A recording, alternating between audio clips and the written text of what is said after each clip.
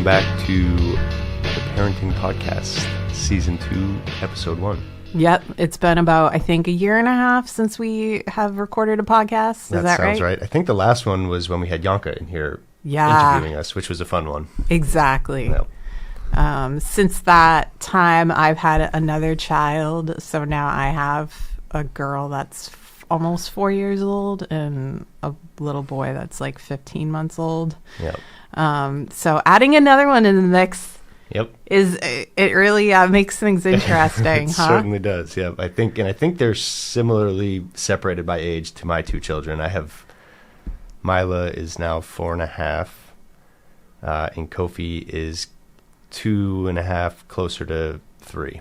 Wow. Which it's wild. He turns 3 in August. That is totally wild. It's totally wild. It feels like the longest 4.5 years of my life, and simultaneously, like it's gone by in a flash. Yeah, absolutely. Wow. I can't believe Kofi is already almost 3. That's just nuts to me. It's crazy. He's like he's talking, and he's just day to day, week to week. He's just like he's the coolest little kid. He's just like power. This morning I was dropping him off at my mother-in-law's house, and he was playing cars, and he had these cargo pants, and he took like 7 cars and just stuffed them. He loaded up all his pockets. It was just like, I'm ready to go, and it just marched over to Guma's house. He's awesome. It's yes, but 2. So did you have 2 under 2, or did you? She had she was like 2 under 2. She was 2 when we had him. Yeah, so right, that's quite the experience. How did the adjustment go when you added Kofi into the mix for Mila? Honestly, it feels so long ago that I like. It's hard to remember, but I remember being very conscious at first of Mila's jealousy and like being aware of that, and we were like super protective of it, and then it wasn't even a thing until like a couple months later. And Interesting. And then anything we did for Kofi, she would jump in and say, I have to do that first, that kind of thing. Yeah. And now they're like, I was going to talk about this in a little bit, but they're like besties. And it's literally in the past month or so. And That's it's like awesome. They'll just hug each other out of nowhere, and they'll grab each other's hands and go run into the backyard. And it was a long 2 years to get there. But that's really encouraging to hear. And almost like, in a way, I feel like that's kind of why you have more than one kid. So they have that sort of relationship and like a playmate. And the fact that that's coming to fruition, that's a good payoff. Yeah, big time. And it definitely felt like a long road to get here. And that was our thinking with having 2 close together, was that they'd have this. Yes. Or that was our hope, at least, is this tight bond and partnership. I have a brother who's 3 years older than me, and we have been partners throughout life, and it's really cool. Awesome. And I want that for my kids. And then Kiara has a sister who's 12 years older than her, so they're really close now. But growing up, they didn't have much of a relationship, and she always wanted that. So, Yep. Who knows if we've arrived? It feels like we have in some ways, just with their positive relationship, but that may all change in a month. So we're going to enjoy it while we got it. Yeah, absolutely. You really do have to enjoy it, because relationships, I think, are the one, like the thing in life that is very fluid, and it can be really great and then really not so great. Yeah. Like, I'm thinking, so I have 4 sisters and 3 brothers. And similarly, like, I'm the last one, and there's 8 years between me and the next one, and then 20 years between the oldest and me. Wow. So the sibling dynamic is something that's really interesting and is like a huge part of my life. I was just thinking about my sisters on the train ride here. Like, I'm pissed off at them, but but at the end of the day, they're the people you trust the most. It's like it's like, even if you don't have a close relationship with a sibling, it's still this like bond that's unique to that relationship. Like, it's a shared experience that you can't possibly have with anyone else. And yeah, my brother, like I said, we're partners in life, and there's times when we have not been very good friends, and there's times when we've been best friends. And right. even still as adults, it's still like always a roller coaster. And I'm sure it will be for Kofi and Mila. Right. But how about you? How has the adjustment been? It's been a tough adjustment. No. Yeah, Ruth has, I don't even know how to describe. She's, very rough with Simon, and it's still at the point where, like, he's not big enough to defend himself against her attacks. So, Like physically rough? yeah, physically rough. So we sometimes have to keep them in separate rooms. Although the word is like medicinal when they are like, when he's making her laugh or when she's making him laugh. There's probably nothing like that feeling in the world to see them like having Totally. fun with each other. Yep. And makes it all the bad stuff almost worth it. So like, yeah, seeing that aspect is really helpful. But to me, it's also encouraging to hear that like in a couple years, hopefully, fingers crossed, they'll be like running around holding hands. And well, I should say they go running around holding hands and everything's sunshine and rainbows, and then like that, they're like mortal enemies, and they like someone will attack someone else. But I think a difference with my two kids, Kofi has been like bigger and more physically imposing than Mila for a very long time. In fact, we just weighed him the other day. He weighs more than Mila. No way. Yeah, really? He's 39 pounds. She's 35. Wow. So she can try and be rough with him, but he will win that, that Okay. battle. So it's a different dynamic there. Yes. Kofi has asserted his physical, but he is like a pretty rough and tumble boy. Yeah. And it's like, he doesn't know his own strength, and he sees Mila playing rough, and he will just like attack, and he's very strong. And we always say, you guys try and be gentle, and he'll come up and he'll just like, literally he'll do that. He'll go gentle, and just like pat her on the shoulder. And it's like, it's beautiful. He's trying to rein it in. And oh, that's great. It's fun. Yeah. It's really cool. That's awesome. Yeah. Ruth has no ability to rein it in. She's full force. And it's kind of like the opposite. She's like very large for her age, and he's like a little peanut for his age. So if she like lays on top of him or something, that could like kill him. So I try to keep a very close eye whenever they're in the same room together. There's also the idea, like the witching hour when they get back home from like preschool or daycare. Yep. I feel like they hold it together all day in their like daycare setting, and unload. then you get the worst of it. Yep. And Totally. That includes like if Simon will get the worst of Ruth too, I think. So when that happens, what is your approach, or do you have one? Yeah, we're working on a lot of different approaches. One approach is just literally separate them into different rooms. So like I'll bring Simon upstairs, Ruth stays downstairs. We've implemented this thing when she gets home to have some sort of like tactile activity for her, like having Play-Doh, and the Play-Doh's only for Ruth. Simon can't touch the Play-Doh. It's just Ruth's Play-Doh. So that will work sometimes. She's like in soccer practice now, or soccer. So that's been helpful too, because that's only something she does, and she like can get all her energy out. And so there's different, tactics we use, but sometimes like we're just very tired and forget to it's implement really hard. it. That's the hardest it's really hard to stay disciplined and consistent when we're hanging by a thread. Exactly. Right there with them. It really is. That's the hardest thing. Totally. And that's all the advice is like, be consistent. And it's really hard. It's hard to keep it up. Some days I have really good days, and some days I do not have very good days. So me as well. It all depends. Yeah. How do you fill up like a weekend day? If you know you have a weekend with nothing planned, is that okay for your kids, or do you need something to bring them to? Yeah, luckily we have a large backyard, which is like when the weather's nice, that we can spend a whole day. We'll set up the sprinkler. We'll set up a little obstacle course back there. It's recently on weekend days we've been giving each other breaks, like Kiara and I. So like she'll take him in the morning till noon, and then I'll take him noon to 6. And when we do that, we feel like we don't really spend good quality time as a family together. Right. So then on Sunday, we'll try and do some family activity. But that's been our priority on weekend days, is giving each other breaks. So like she'll get up with them and go to the library, and then go to the park and come home, and then I'll go set up something in the backyard. But yes, it's like we find that when we're strategic about it ahead of time and like kind of map out our day, it goes a long way. Yep. And when we just kind of try and play it by ear, it's like doesn't always go so well. No. Yeah. Same. Yeah, that's exactly right. Yeah. What's your approach? And do you prioritize breaks for each other, or do you find it easier to be? Because I actually go back and forth on this. Like sometimes when it's both of us together with both of them, the things that normally stress me out are just way easier to navigate than when I'm by myself. It feels like it's 2-on-1. Yep.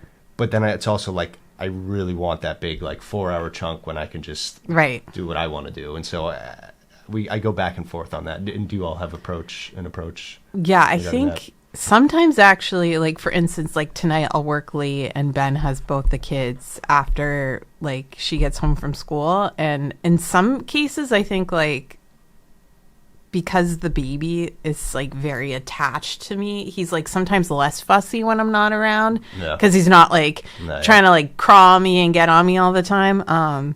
So I think but sometimes it goes haywire for Ben and that's not good either.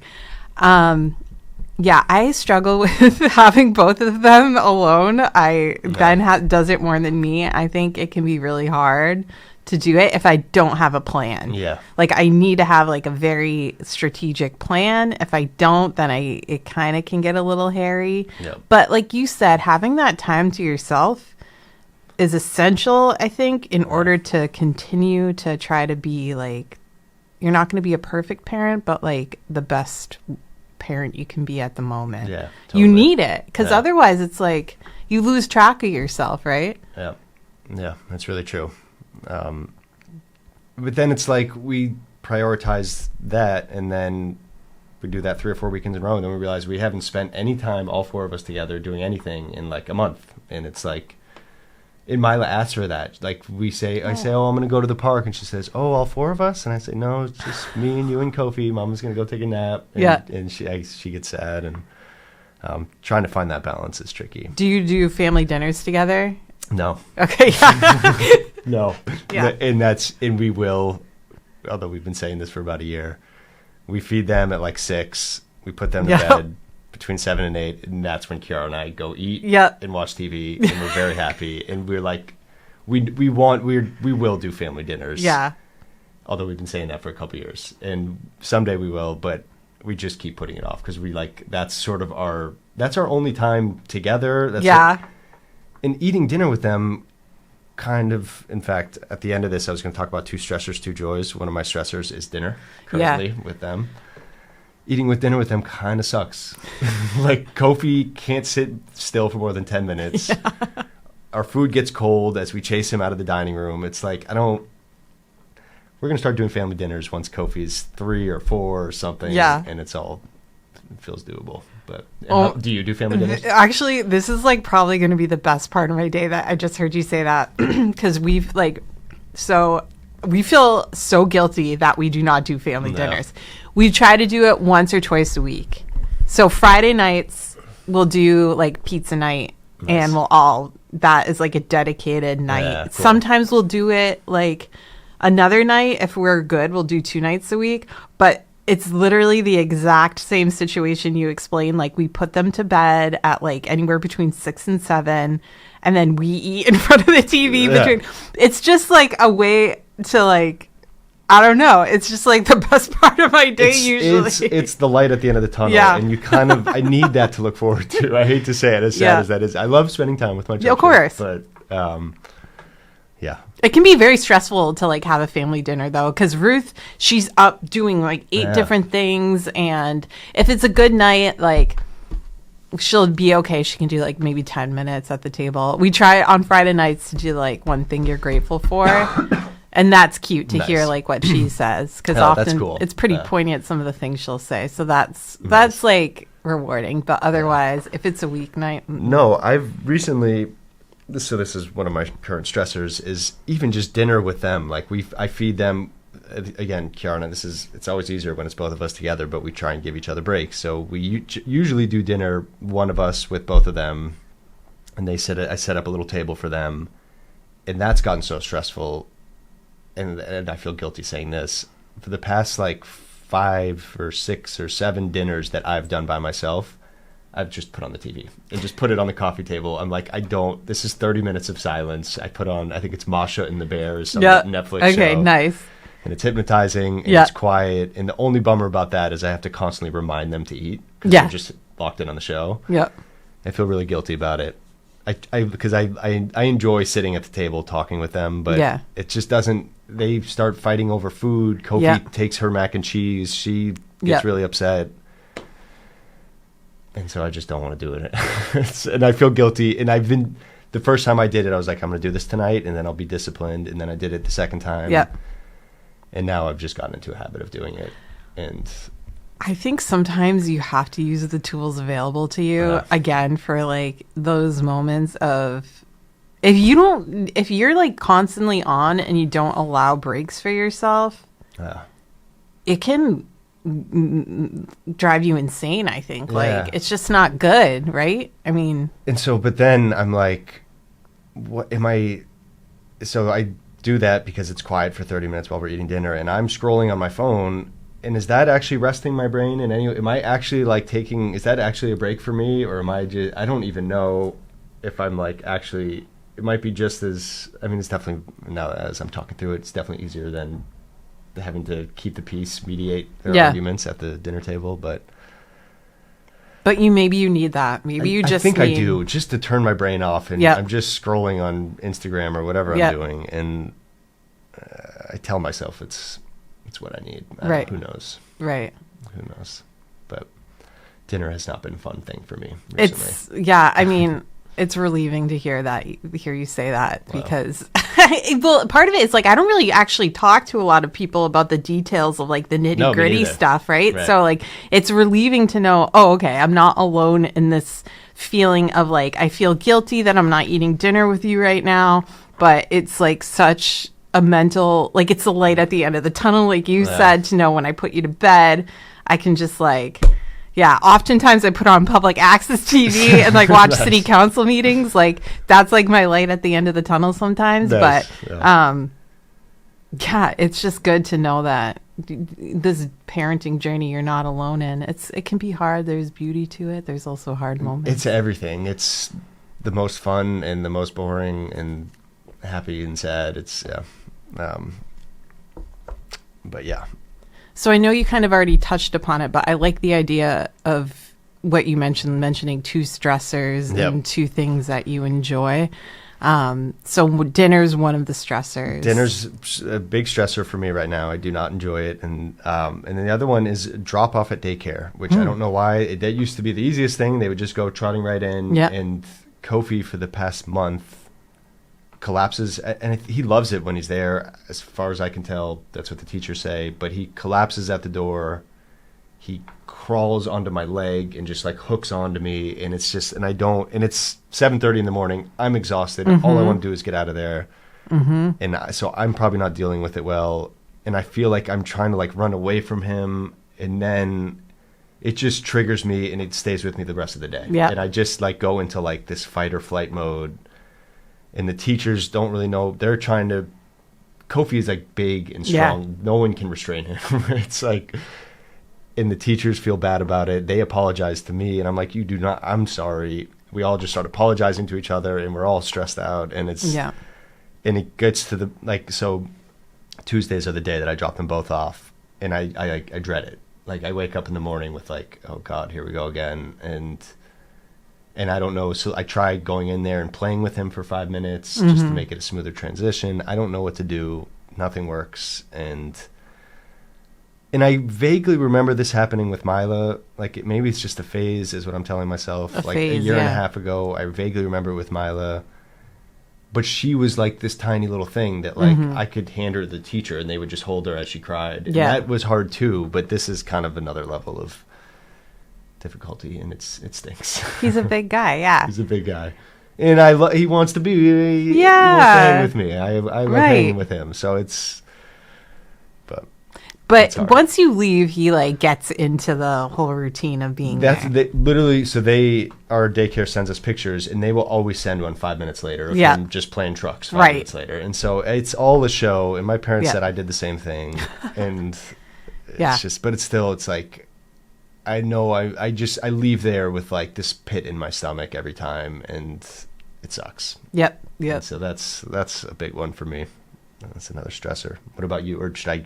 Yeah, let's hear your joys. My two joys right now are, like, as I was saying earlier, Kofi and Mila, just in the past month, are like enjoying each other. They make each other laugh. Kofi, when he wakes up before Mila. He comes out of his room and he goes, "Mila," is the first thing he always says. He's like shouting for her, and that usually wakes her up. Seeing them form a bond after like 2 years of ups and downs and wondering how it's all going to go has been awesome. So I'm enjoying that. And then my other one is Mila is just she's been super. She is shy. I'm shy. Kiara's shy. Makes sense that she would be shy. And then in the past couple months, she. Like when we go to daycare, we say hi to everyone. She doesn't say hi. She won't say bye. She kind of just like stays to herself. And she just seems so much more confident and outgoing in recent months. And it's just been really cool to see. That's awesome. And I don't know what it is. We signed her up for a dance class 6 months ago, and she like loves it. She just did her first recital. Oh, that's awesome. And maybe that, I don't know. I don't know what it is. If I knew what it was, I would share it so that but that has been a joy for me. Oh, yeah. I love that. What a great idea to like end on joys too, because it's easy to focus on like all the hard stuff. It's so easy. Like it's being a parent is equally joyful and stressful, but for some reason I just key in on the stressors, and I'm trying to be more positive, and I can do it for a day or two, and then I go back into a sort of a negative state. But it's like human nature, I think, sometimes to focus on the more stressful aspects. Yeah. Why is that? I don't. No. Survival mechanism. I'm not sure. Yeah. But what about you? Do you have stressors or joys? The major stressor right now is like Ruth's aggression towards Simon, which I'm hoping she'll outgrow, or he'll grow and be able to like defend himself. So that's a huge stressor. Has that been happening for a while, or is that? Yeah, I'd say so. It's been happening for a while. So like having the strategies in place and being consistent about it, I think is like the key to managing it, not making it disappear, but managing it. But on the flip side, the joy is like seeing them, like I said, medicinal when they make each other laugh, or when they're actually like playing with each other. There's nothing like that in the whole wide world. So that's a really cool feeling. Yeah. So those are my stressors and joys. No. Oh my gosh. Season 2, episode 1. It's been a while, but I'm glad we're doing it again. Yeah. It's helpful, and it's super helpful for me as well. I don't, like you said, I have one friend who has 2 young children, but we don't talk that often. I don't talk about this stuff that frequently, and it's therapeutic. Indeed it is. No. Well, thank you, Seth. Yeah, thank you.